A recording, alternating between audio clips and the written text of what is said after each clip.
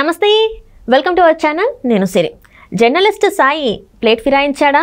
దీంతోని YCP నేతలు fire అవుతున్నారా? So ఈ అంశాన్ని మనకి వివరించడానికి మనతో పాటు ఉన్నారు ప్రముఖ senior journalist doctor Durga Vadlamani గారు. నమస్కారం మేడం. నమస్తే మేడం. ఇప్పుడు చూస్తున్నట్టయితే జర్నలిస్ట్ సాయి తను ఏంటంటే ఇన్ని రోజులు మనకి వైసీపీకి కొంచెం అనుకూలంగా మాట్లాడినట్టు, వైసీపీ గెలుస్తానంటూ మాట్లాడి నిన్న మొన్నటి నుంచి చూస్తుంటే మాత్రం ప్లేట్ ఫిరాయించాడు, టీడీపీ గెలవబోతుంది అని చెప్పేసి తను మాట్లాడడం జరిగింది.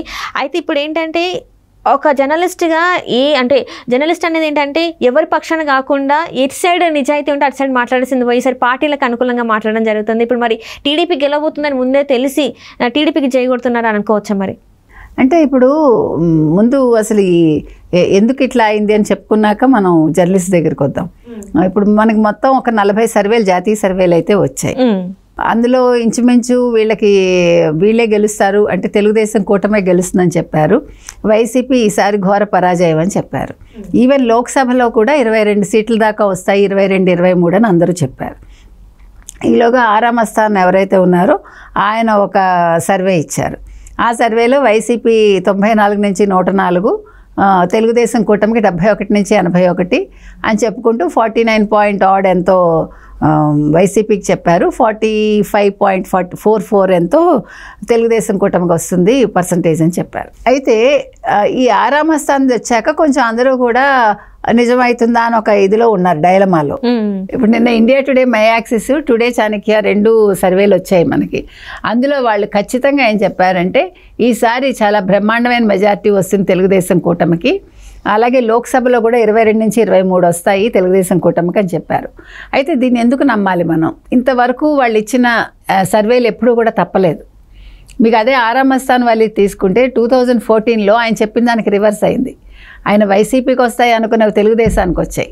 అంటే ఆయన వైసీపీకి 112 వరకు వస్తాయి, 105 నుంచో ఎంతో చెప్పారు ఆయన. అయితే 106 వచ్చాయి తెలుగుదేశానికి. ఇక్కడేమో 65 నుంచి ఎంతో చెప్పాడు ఆయన తెలుగుదేశానికి. అయితే వైసీపీకి అప్పుడు 67 వచ్చాయి. ఆరామస్థాన్ వలీది అప్పుడు తప్పింది. అయితే ఆయన 2019లో చెప్పింది కరెక్ట్ అయింది. సో ఇప్పుడు ఆయన ఇచ్చిన సర్వే ఏదైతే ఉందో ఇది కూడా రివర్స్ అవ్వచ్చు కదా అని అందరూ నిన్న అనుకున్నారు. కానీ ఇండియా టుడే వాళ్ళు ఇచ్చేది మాత్రం ఎప్పుడు తప్పదు. సో ఈ సర్వే వచ్చాక నిన్న జర్నలిస్ట్ సాయి గారు ఒక వీడియో రిలీజ్ చేశారు. ఈసారి తెలుగుదేశం కూటమికి ల్యాండ్ స్లైడ్ విక్టరీ వస్తుందని ఆయన చెప్పారు. అంటే ఆయనని కాదు, అంటే ఇండియా టుడే సర్వే వాళ్ళు చెప్పారని. అయితే ఇది మనం చూసుకుంటే 99లో అలాగ 180 సీట్లు వచ్చాయి 295కి అప్పట్లో తెలుగుదేశానికి. చాలా మంచి మెజారిటీ అన్నమాట. ఆ రకంగా ఈసారి వీళ్ళకి 160 సీట్లు వచ్చినా ఆశ్చర్యపోక్కర్లేదు అనేది అందరూ చెప్పుకునే మాట. అయితే ఇక్కడ జర్నలిస్ట్ సాయి గారు తెలుగుదేశానికి ఫరుగా మాట్లాడాడు ఆయన. అది ఆశ్చర్యకరమైన విషయం. నిన్నటి వరకు ఆయన వైసీపీ కొమ్ము కాసిన మనిషి ఈరోజు సడన్గా ఇండియా టుడే సర్వే వచ్చాక, నారా మస్తాన్ వల్ల ఇది వచ్చాక కూడా, రాత్రి ఇది వచ్చాక ఆయన వెంటనే ఇలా వీడియో రిలీజ్ చేయటం అనేది జర్నలిస్ట్ సాయి గోపి అవుతున్నాడా అని అందరూ అనుకుంటున్నారు అనమాట. కావచ్చు, ఇప్పుడు ఈయనే కాదు, ఇప్పుడు మిగతా ఇంకా చాలామంది రేపటి నుంచి మారిపోతారు. మనకు ఒక ప్రొడ్యూసర్ కూడా ఈ మధ్యలో మారిపోయాడు కదా మీరు చూసుకుంటే కనుకైతే. తర్వాత ప్రొఫెసర్ నాగేశ్వర్ ఒకసారి అలా మాట్లాడతాడు, ఒకసారి ఇలా మాట్లాడతాడు. ఆయనకి స్థిరం లేదు. ఆయన మీద చాలా ట్రోలింగ్ నడిచింది ఆ మధ్యలో.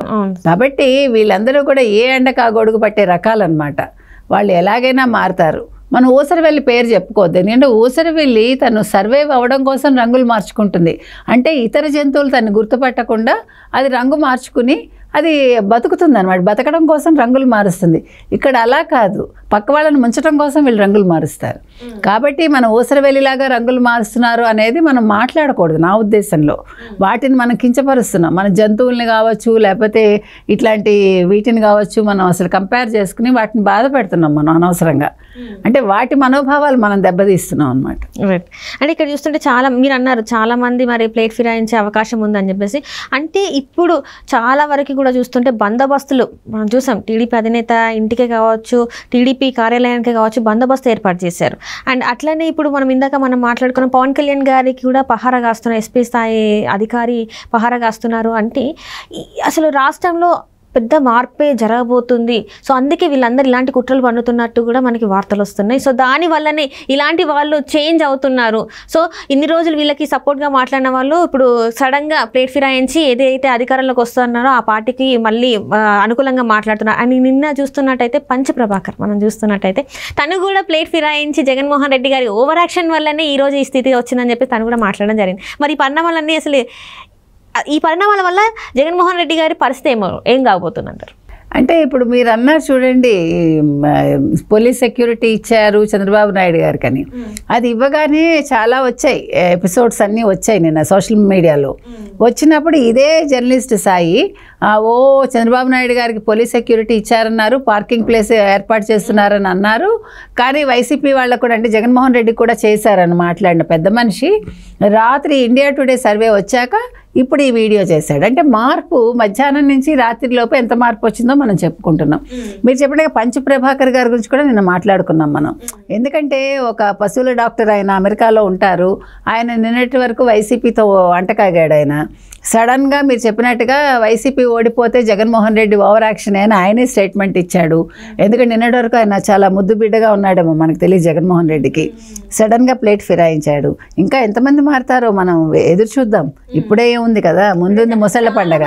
మనం చూస్తున్నట్టయితే సోషల్ మీడియాలో జగన్మోహన్ రెడ్డి గారికి ఎంతో మంది పనిచేశారు. అంటే ఓన్లీ వాళ్ళ వీడియోస్ ద్వారానే ఎంతోమంది ఆయనకి పనిచేస్తున్న ఇదిలో మరి వాళ్ళందరూ కూడా మారే అవకాశం ఉందంటారా? అసలు కనుమరుగే అవకాశం ఉందా అంటారా? మారినా మారకపోయినా కనుమరుగు అవుతారు. నిన్న కూడా ఒక ఆవిడ చెప్తోంది, ఇప్పుడు అసలు వైసీపీకి వచ్చే సీట్లను చూసి కాంగ్రెస్ వాళ్ళే రేపొద్దున్న అలియన్స్ అడుగుతారట అని ఒక ఆవిడ పెట్టింది నిన్న ఒక వీడియో. కాబట్టి ఇప్పుడు ఈ దాన్ని ఏమంటారు, మఖలో పుట్టి పొబ్బలో పోవడం అంటారు. మనకు తెలుసు, అది మనం ముందు ముందు చూడబోతున్నాం. ఎంతో మంది వాళ్ళు ప్లేట్లు ఫిరాయిస్తారు.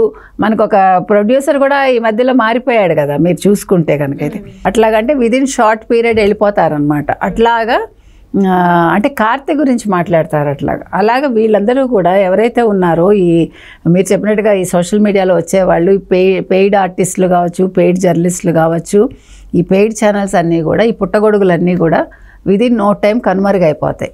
నిజంగా మిగిలేది ఏంటంటే సరైన, అంటే నిజంగా వాళ్ళు జర్నలిస్టులుగా ఉండి either that side or this side, అది వాళ్ళ ఇష్టాలు. అంటే కరెక్ట్ జర్నలిస్టిక్ విలువలు పాటించే వాళ్ళే మిగులుతారు. అంటే ఇప్పుడు మనం జర్నలిస్ట్ టాపిక్ వచ్చింది కాబట్టి మేడం, చాలా మంది జర్నలిస్టులు ఏంటంటే ఎవరికి జర్నలిస్టులే కావచ్చు ఇంకా వేరే వాళ్ళు కావచ్చు ఏంటంటే నిజాలు మాట్లాడకుండా చాలా వరకు తప్పుదారి పట్టిస్తున్నారు ప్రజల్ని అనేది ఒకటి కూడా ఉంది. మరి ఆ కోవకి ఈ సాయి కూడా చెందుతారు అనుకోవచ్చు. మరి ఇంకా సందేహమా మీకు? సాయి ఎందుకండి, సాయి ఒక్కడే కాదు, ఎన్నో ఛానల్స్ ఉన్నాయి. అట్లాగా ప్యాకేజ్ ఛానల్స్ ఉన్నాయి. అంటే ఇవాళ మీరు ప్యాకేజ్ ఇస్తే మీ వైపు మాట్లాడతారు, రేపు ఇంకొకళ్ళు ఇస్తే వాళ్ళకి ఎక్కువ అమౌంట్ ఇస్తే వాళ్ళ వైపు మాట్లాడతారు. సో వీళ్ళందరూ కూడా అలాంటి తానులోంచి వచ్చిన వాళ్ళు కాబట్టి, ఆ తాను మొక్కలే కాబట్టి వీళ్ళు కూడా అలాగే తయారవుతారు. అంతే. Right madam, right. Thank you so much madam.